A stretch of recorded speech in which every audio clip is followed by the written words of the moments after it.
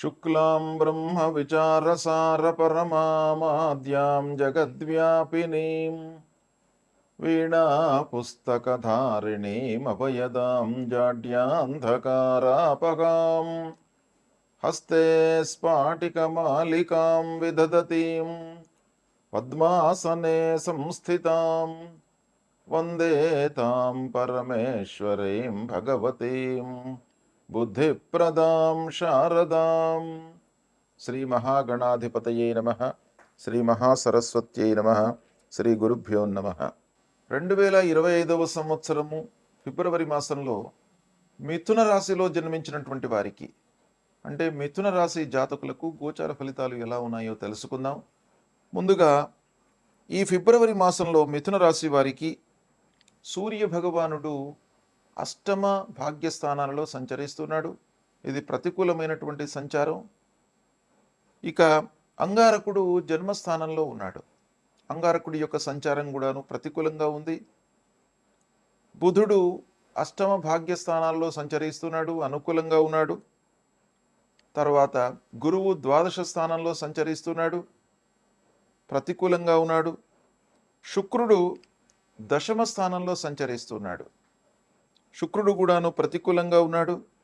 శనైశ్చరుడు 9వ స్థానంలో సంచరిస్తున్నాడు, ప్రతికూలంగా ఉన్నాడు. రాహు దశమ స్థానంలో ప్రతికూలంగా ఉన్నాడు. కేతువు 4వ స్థానంలో ప్రతికూలంగా ఉన్నాడు. ఈ విధంగా మిథున రాశి వారికి ఫిబ్రవరి మాసంలో దాదాపు అన్ని గ్రహాలు కూడాను ప్రతికూలంగా సంచరిస్తున్నాయి కనుక ఒక బుధుడు అనుకూలంగా ఉన్నాడు. అంటే వ్యాపారస్తులకు చేతిలో ఉన్నటువంటి వ్యాపారం మటుకు కొనసాగుతుంది. క్రయ విక్రయాలలో ఇబ్బందులు ఉండవు.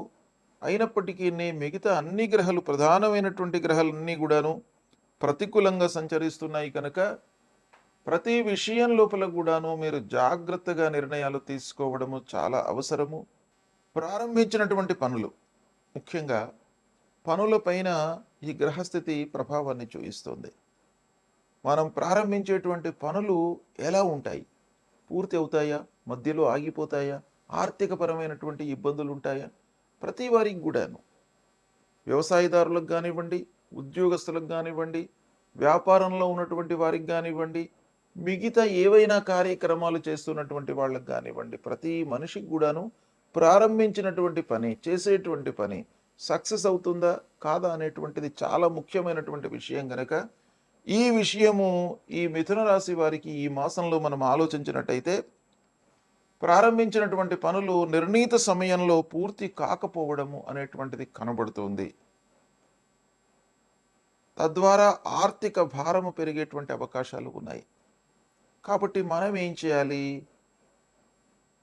ఆ పని విషయం లోపల మనము పూర్వాపరాలను బాగా ఆలోచించి ఆ పని యొక్క విషయము మనకు పూర్తిగా అవగాహనకు వచ్చిన తర్వాతనే ప్రారంభించడం మంచిది. ఒకటి.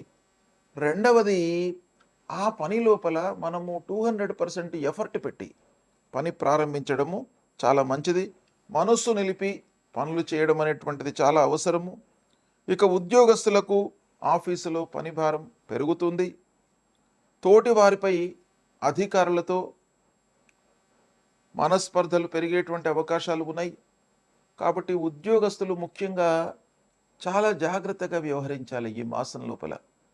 ఇటు తోటివారితో మనస్పర్ధలు తలెత్తే అవకాశం ఉంది, అధికారులతో మనస్పర్ధలు, అధికారుల విమర్శలకు గురయ్యేటువంటి అవకాశం ఉంది. కనుక మీ పనిని గుర్తించకపోవడం మూలకంగా ఇవన్నీ కూడాను తలెత్తేటువంటి అవకాశాలు ఉంటాయి. కాబట్టి మీ పని లోపల మీరు పూర్తిగా నిమగ్నమై చేయడం అనేటువంటిది ఈ మాసంలో చాలా అవసరము. సమాజంలో తనకు ఉన్నటువంటి స్థితికి భిన్నంగా ఫలితాలు ఉండేటువంటి అవకాశాలు ఉన్నాయి.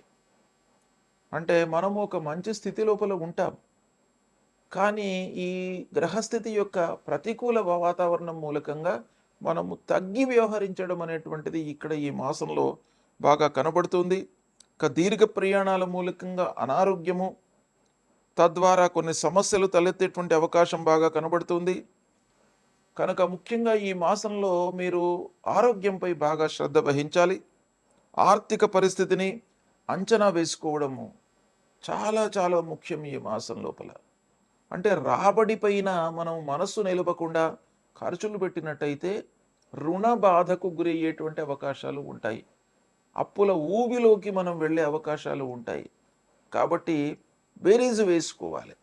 మనకు ఆదాయం ఎలా వస్తుంది?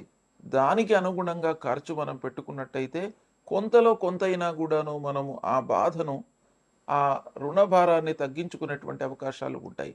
గ్రహస్థితి బాగా లేనప్పుడు కొన్ని రకాలుగా ఫోర్స్డ్‌గా ఖర్చులు మనకు ముందుకు వస్తుంటాయి. దాన్ని మనము ఆపలేము. అయినప్పటికీని మనము వ్యక్తిగతంగా మనమేం చేయాలి? ముందు వెనక ఆలోచించి ఖర్చు పెట్టుకున్నట్టయితే కనీసము ఒక 50, 60% మనం ఆపడానికి అవకాశాలు ఉంటాయి. ఇకపోతే అనవసరమైనటువంటి ఖర్చులతో ఇబ్బందులు, భార్య పిల్లలతో సంతృప్తిగానే ఉన్నప్పటికీని అనవసరమైనటువంటి వాగ్వివాదాలు తలెత్తేటువంటి అవకాశాలు ఉన్నాయి ఇంటి లోపల. అంటే ప్రతి విషయం గురించి కూడాను చర్చించకుండా, అనవసరమైనటువంటి చర్చలకు తావివ్వకుండా, భార్య పిల్లలతో ఏ విషయమై మనం చర్చించాలనో ముందుగానే మీరు ఆలోచించుకొని వాటి గురించి మట్టుకే మీరు చర్చించండి. అనవసరమైనటువంటి విషయాలు, అన్ని విషయాలు పిల్లలకు, భార్యకు, కుటుంబ పెద్దలకు మీరు ఎక్స్‌ప్రెస్ చేసినట్టయితే అది మీకు ఇండైరెక్ట్‌గా అనర్థాన్ని ఇచ్చేటువంటి అవకాశాలు ఈ మాసంలో కనబడుతున్నాయి కనుక కొంత జాగ్రత్త వహించండి. పిల్లల చదువుకై ఖర్చులు పెరిగేటువంటి అవకాశాలు ఉన్నాయి ఈ మాసం లోపల. ఇక చదువు పూర్తయి ఉద్యోగ వేటల్లో ఉన్నటువంటి వాళ్లకు ఈ మాసంలో తాత్కాలికంగా కొంత ఊరట లభిస్తుంది. కొంత చిన్నపాటి ఉద్యోగం లభించేటువంటి అవకాశాలు ఉన్నాయి. అయినప్పటికీ పర్మనెంట్ ఉద్యోగం కొరకు ఇంకా మీరు శ్రమించి కాంపిటేటివ్ తరహా లోపల మీరు అన్నింటి ఇంటర్వ్యూలకు ప్రిపేర్ కావడం అనేది ఈ మాసంలో మీకు అవసరము. ఇకపోతే పూర్వము తీసుకున్నటువంటి అప్పుల వారితో మీకు ఈ మాసంలో కొంత ఇబ్బందులు కనబడుతున్నాయి. దాన్ని దృష్టిలో పెట్టుకోండి. ఫైనాన్స్ విషయం లోపల ఈ మాసంలో మీరు చాలా జాగ్రత్తగా ఉండండి. అంటే మనము ఓవర్గా ఊహించుకోవడం మూలకంగా లేదా నలుగురి కొరకు ఏదో చేయడం మూలకంగా మనము అప్పులలోకి వెళ్ళేటువంటి అవకాశాలు ఉంటాయి. కాబట్టి దీన్ని జాగ్రత్తగా చూసుకోండి. ఆదాయ మార్గాలను అన్వేషించడం ఈ మాసంలో మీకు చాలా అవసరము. ఖర్చులు తగ్గించుకోండి. న్యాయపరమైన సమస్యలకు కొన్ని పరిష్కారాలు ఈ మాసంలో లభించే అవకాశాలు బాగా కనబడుతున్నాయి. కోర్టు వ్యవహారాలు మీకు అనుకూలంగానే ఉంటాయి. న్యాయవాద వృత్తిలో ఉన్నటువంటి వారికి, కొంత రాజకీయపరమైనటువంటి వృత్తి లోపల ఉన్నటువంటి వారికి కూడాను ఈ మాసం మీకు అనుకూలంగానే ఉంటుంది. కాబట్టి కొన్ని విషయాలలో మీరు ధైర్యంతో ఉన్నట్టయితే కొన్ని సమస్యలను అధిగమించేటువంటి అవకాశాలు ఉన్నాయి. ఓవరాల్గా మనం చూసినట్టయితే మిథున రాశి వారికి ప్రతికూలతనే ఎక్కువగా కనబడుతుంది. కాబట్టి 1కి 4 సార్లు ఆలోచించి అడుగులు వేయడం అనేటువంటిది చాలా అవసరం ఈ మాసంలో. ఇకపోతే ముఖ్యమైనటువంటి గ్రహాలు, గురు ద్వాదశ స్థానంలో ఉన్నాడు. ద్వాదశ స్థానంలో సంచరించడం మూలకంగా ప్రతికూలమైనటువంటి వాతావరణమే ఉంటుంది. అనవసరమైనటువంటి ఖర్చులు ఉంటాయి.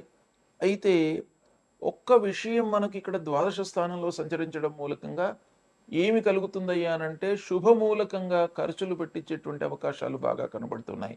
అంటే శుభకార్యాలు జరిగే అవకాశాలు ఉన్నాయి. పిల్లల పెళ్లిళ్ళ విషయం లోపల నిశ్చితార్థం కావడము, లేదా పిల్లల యొక్క హయ్యర్ ఎడ్యుకేషన్ కొరకు విదేశీ ప్రయాణాల కొరకై మనం అప్పులు చేయడము, ఇలాంటివి కొన్ని సంతృప్తికరమైనటువంటివి కార్యక్రమాలు చేయడం మూలకంగా మీరు ఖర్చులు పెట్టేటువంటి అవకాశాలు కనబడుతున్నాయి. కనుక ఈ గురు భగవానుని ప్రసన్నం చేసుకోవడానికి ప్రతినిత్యం కూడాను దత్తాత్రేయ స్వామిని కొలవండి. దక్షిణామూర్తి స్తోత్ర పారాయణాన్ని పఠించండి.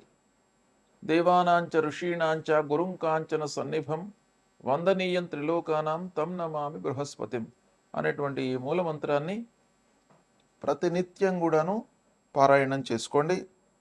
ఇక శనీశ్వరుడు 9వ స్థానంలో సంచరిస్తున్నాడు కనుక శని పరిహారమై నీలాంజన సమాభాసం రవిపుత్రం యమాగ్రజం ఛాయా మార్తాండ సంభూతం తం నమామి శనైశ్వరం అనేటువంటి మూలమంత్రాన్ని ప్రతినిత్యం చదువుకోండి. నవగ్రహ దేవాలయానికి వెళ్ళండి. ఆంజనేయ స్వామి దేవాలయానికి వెళ్ళి ఆంజనేయ స్వామిని కూడాను ప్రతినిత్యం కూడాను మీరు దర్శనం చేసుకోండి.